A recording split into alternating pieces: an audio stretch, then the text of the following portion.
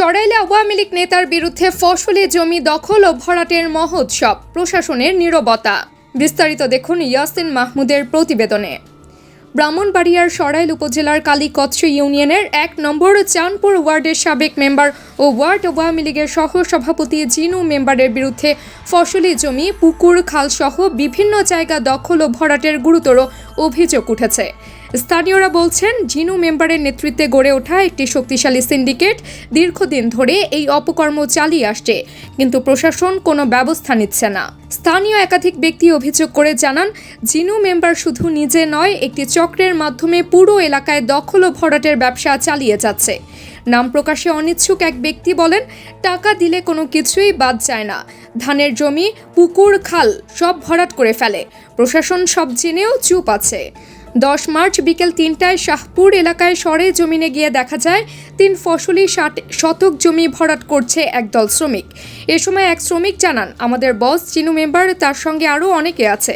চাঁদপুর বাজারের দক্ষিণ দিকে প্রায় 2 একর 3 ফসলি জমি ইতিমধ্যে ভরাট করা হয়েছে। আরও জমি ভরাটের প্রস্তুতি চলছে।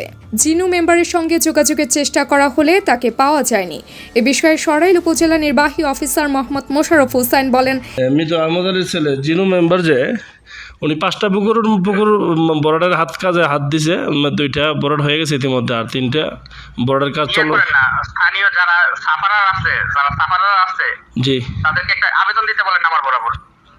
আচ্ছা, এই আপনার কাছে আবেদন দিতে তো এসে রাত্রে আধারে সে ভরে ফেলবে সব।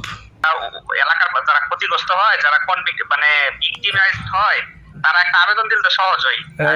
এসএলএমকে পাঠাতে পারি। জি জি জি, আপনি যেটা বলছেন, আমি মিডিয়া কর্মী হিসেবে আমি জানতে চাচ্ছি আসলে আপনি এই ব্যাপারে জানেন কিনা, অবগত কিনা। না, এইসব ব্যাপারে এই যে জিরো টলারেন্স, এটা তো আমি জানি। আমরা মোশাররফ ভাই সদর ছিল, মোশাররফ ভাই আমাদের জন্য কি করছে এটা আমরা জানি না।